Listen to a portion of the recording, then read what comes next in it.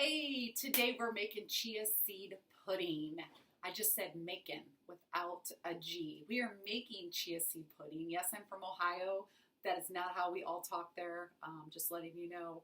Okay, chia seed pudding. So you can use chia seed pudding for a breakfast. The great thing about chia seeds is it has fat, protein, and carbohydrate. So in 3 tablespoons, let me just give you some stats. In 3 tablespoons of chia seed, which is about 150 calories, which we don't count calories, but whenever anything comes out of a bag or out of a can, we can be aware of what a serving size is, which is going to empower us to stay within boundaries while still having freedom. So in 3 tablespoons, there's 9 grams of fat. 7 grams are polyunsaturated fat. That's good. That's good quality fat. There's also 10 grams of dietary fiber, awesome, and 5 grams of protein. So this little chia seed, this is a really great combination of everything you need. Great for breakfast. Now, I'm a no-cook oatmeal girl for breakfast. You guys all know that. So this also would really be really great for a snack. Now, if you're going to do it for breakfast, I would encourage 3 tablespoons, okay? If you're going to do it for a snack, I would say 1.5 to 2 tablespoons. Because it's not a meal, okay? It's just a snack. So I'm going to make this for a snack. So this is what it looks like to make it for a snack. The first thing we're going to do is actually we'll add let's do our chia seeds first. I know sometimes you can do the liquid first, but let's do chia seeds first. I'm going to measure these out. I don't measure very often, as many of you know. But when it comes to things like oats and chia seeds, I just want to have freedom in my health journey while still staying within boundaries and not just going crazy. Just because it's a whole food like chia seeds and oats doesn't mean that we can just consume as much as we want. Vegetables, on the other hand, are kind of more of those things that you can pretty much eat as much lettuce as you want. Carrots, celery, just go for it. Most of us, though, aren't overindulging in that. We're doing it for things like this. So I'm going to do 2 tablespoons. 2 tablespoons of chia seeds, okay? Then for liquid, there's a couple options. You can do a coconut almond milk blend. You can use real cow's milk if you want. I like to use coconut milk, full fat coconut milk. But what I will do is I will add a little bit of coconut milk and then I will thin it out with a little bit of water. Some of you may just want to do the full coconut fat. Now, a serving size for coconut milk is 1/3 of a cup. So I'm just going to measure that out just because I can, because I have 1/3 of a cup here. And we're going to see what this looks like, doing 1/3 of a cup. That way you're just doing 1 serving size. One serving size. Okay, so I'm going to do that. And then I'm going to use a spoon and I'm going to stir it up. Now be careful when you stir. Why you want to stir it? It's really important that you stir it. Otherwise, you're going to get this very hard layer of chia seeds where the liquid did not get in between the seeds. So we want to make sure that we stir them up. Now, just as we're adding the other ingredients, the chia seeds are going to start to absorb the liquid. It doesn't take super long if you're making a small batch for the chia seeds to start to get gelatinous, but ideally leaving this in the refrigerator for at least 20 minutes, if not an hour, really overnight would be awesome. But that's just the basis of the chia seeds, is just chia seeds and milk. Again, thinned out with water if you want, or you can use some other milk alternative.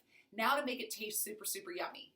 I love vanilla milk or vanilla extract. You could also do almond extract, vanilla extract, but this is really good. Now, you can measure if you want, but I've done this enough that I'm just going to drizzle just a little bit. It's probably, and you can even do it to taste, so you can taste it and go, I can't really taste the vanilla. And then you can do a little bit more. So I just drizzled a little bit, maybe a little less than 1/4 of a teaspoon.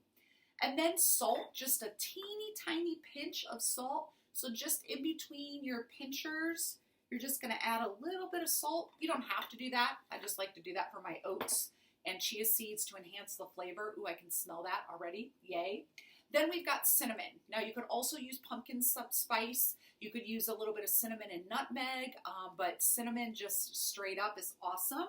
So we're going to kind of shake a little bit. Now, it all depends on how much you like cinnamon. I probably do more than the average bear. Okay, maybe you don't like as much. Cinnamon is great for insulin sensitivity, so it's a super healthy thing. Now, as you see, as you're stirring it, it's already starting to get gelatinous, which is so cool. Then we are going to do just a little bit of maple syrup.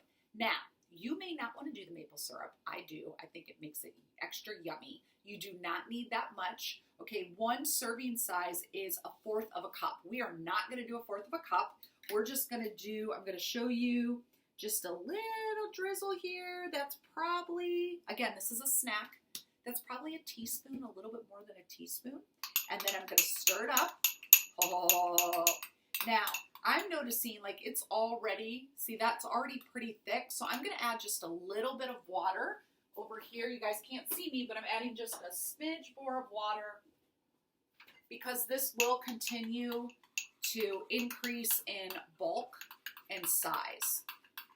So there you go. So this chia seed pudding is going to be perfect for a mid-afternoon snack. I will probably top this with about 5 or 6 frozen blueberries. I'm a fan, especially in the fall, winter, even spring months, where berries might be a little bit harder to come by.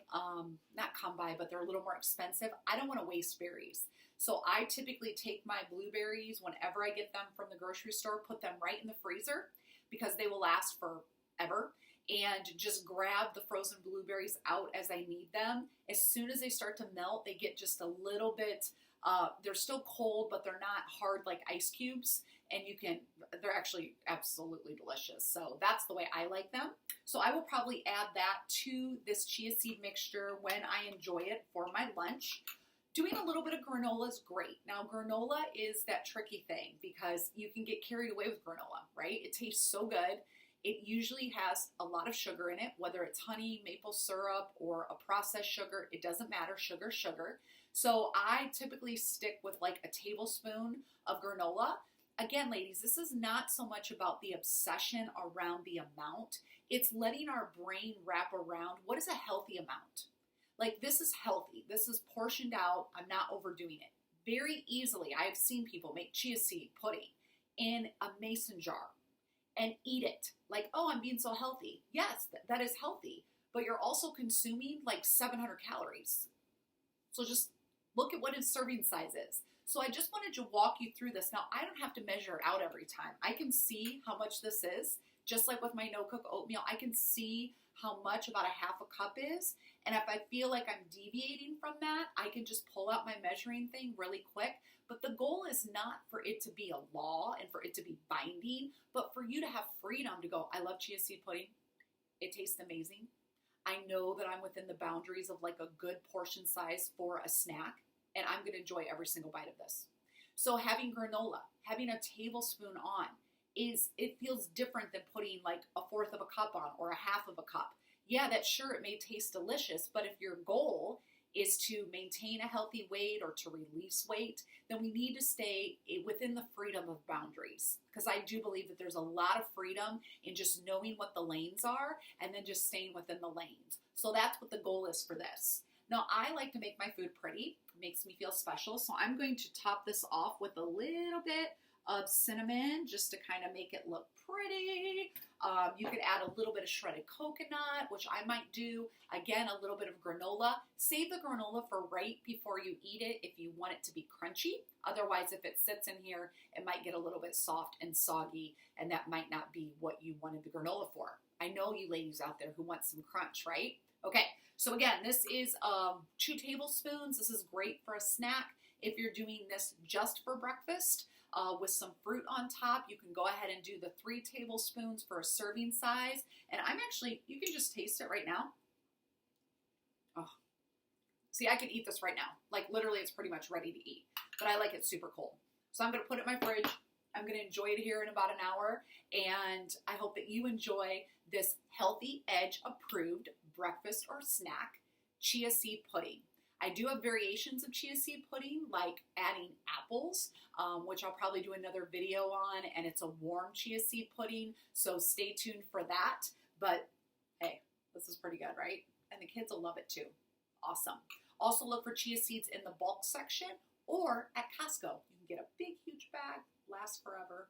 Awesome, right? Okay, guys, you're doing amazing. I believe in you. Remember, this is not about perfection. It is about progress, not perfection. I hope this blessed you and gave you some more ideas for your journey. All right.